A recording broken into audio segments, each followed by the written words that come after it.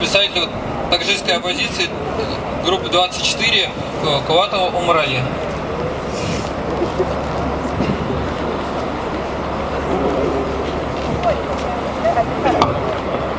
Спасибо, что дали возможность выступить мне.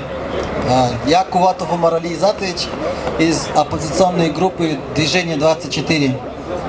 Я хотел сказать, что настоящий сатана находится в Таджикистане, Эмомали Рахмонов, который в течение 20 лет уничтожает население свое, и народ Таджикистана находится в рабстве, выезжая с семьями, оставляя свои дома.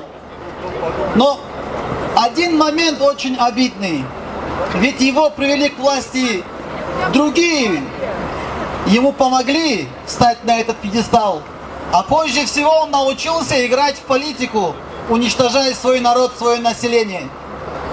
Недавние события показали, как он мог расправиться с самым бедным районом, где были уничтожены дома, сожжены, не было возможности людям выступить.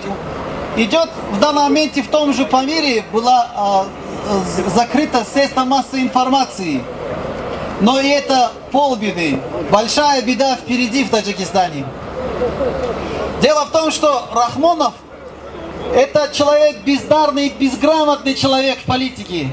Он не имеет никакого будущего для нашего народа в Таджикистане.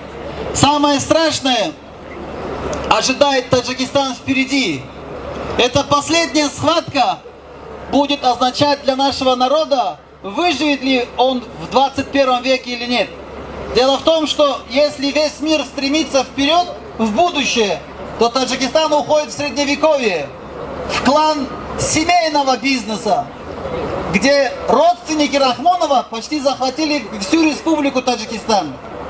Я понимаю вас, и вообще есть такой момент, что в данном моменте люди надевают маску добра и творят свои жестокие дела. Зло после, когда люди понимают, что пришло во власть. Ведь обратите внимание, куда бы ни коснулась рука этого человека, везде обман. В Таджикистане сейчас гибнут, нету электричества. Мы находимся в таком положении, что многие дети заболевают и гибнут. Только в этом году в Таджикистане более 500 человек самоубийством закончили. Вы представляете, что за ужас в Таджикистане произошел? 500 человек, людей покончили самоубийством от невозможности выжить. Но в данном моменте Рахмонов играет совсем другую игру. Он в средствах массовой информации преподносит себя как человеком, спасителем народа. И это не стыдно ему говорить об этом, что он как будто привез мир в Таджикистане. Каждый год в Таджикистане идут военные действия. И поверьте моим словам, более 250 тысяч людей погибло в этой войне. И каждый год погибает. Вы если видели в тюрьмах, как избивая, утюгом жгут человека, человек погибает в тюрьмах. Настоящее зло, которое сегодня раскрыло, это Рахмонов. Позже всего мы должны сперва объяснить людям, чтобы такие, как он, не были в политике. Нагрядают в Таджикистане президентские выборы. Наступает самое страшное в Таджикистане. Идет информационная война. Происходит информационная война во всех его уровнях, начиная в интернете, кончая телевидение, радио. Ну а самое страшное, Рахмонов уже открыто через своих людей, через интернет начинает угрожать людям, которые имеют свои мысли, которые говорят, что дальше невозможно жить так.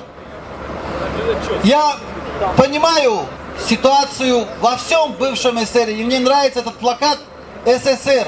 Объединимся». Потому что я вырос в интернате, я понимаю, что такое СССР и какие ценности тогда он имел.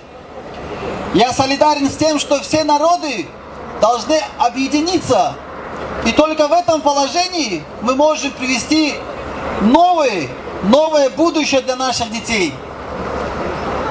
Я, понимая сегодняшнюю ситуацию, хотел сказать большое спасибо вам всем. И хотел бы, чтобы всем политикам, которые находятся в России, в Казахстане и тому подобное, чтобы не поддерживали этого тирана, этого убийцу, чтобы все-таки народ понял, где бы есть возможность, я буду выступать и буду говорить. Мы должны поставить, раскрыть маску добра и зла, показать, что настоящее нас ждет. Если мы будем говорить громче, все поймут, что ожидает и какое будущее нас будет ожидать. Большое вам спасибо.